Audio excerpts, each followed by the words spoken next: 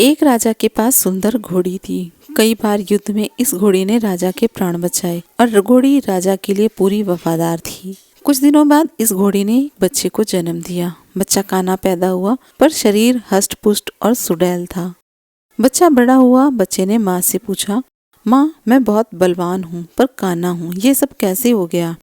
इस पर घोड़ी बोली, बेटा, जब मैं गर्भवती थी तू पेट में था, तब राजा ने मेरे ऊपर सवारी करते समय मुझे एक कोड़ा मार दिया, जिसके कारण तू काना हो गया।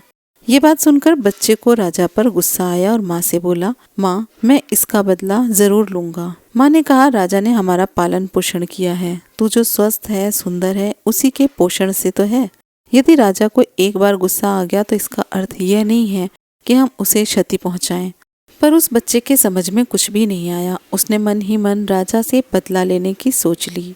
एक दिन ये मौका घोड़े को मिल गया। राजा उसे युद्ध पर ले गया। युद्ध लड़ते लड़ते राजा एक जगह घायल हो गया। घोड़ा उसे तुरंत उठाकर वापस महल में ले आया। इस पर घोड़े को बहुत ताज्जुब हुआ। उसने माँ से पूछा, माँ, आज राजा से बदला लेने का बहुत अच्छा मौका था, पर युद्ध के मैदान में बदला लेने का ख्याल ही नहीं आया और ना ही ले पाया। मन ने गवारा नहीं किया। इस पर घोड़ी हंसकर बोली, बेटा, तेरे खून में और तेरे संस्कार में धोखा है ही नहीं। तू जानकर तो धोखा दे नहीं सकता। तुझसे नमक हरामी हो ही नहीं सकती, क्योंकि तेरी नस्ल में तेरी माँ का ही तो अंश है। ये सत्य है कि जैसे हमारे संस्कार होते हैं, वैसा ही हमारे मन का व्यवहार होता है। हमारे पारिवारिक संस्कार अवचेतन मस्तिष्क में गहरे बैठ जाते हैं। माता पिता जिस संस्कार के होते हैं, उनके बच्चे भी उसी संस्कारों को लेकर पैदा होते हैं। हमारे कर्म ही संस्कार बनते हैं और संस्कार ही प्रारब्धों का रूप लेते हैं। यदि हम कर्मों को सही व बेहतर दिशा दें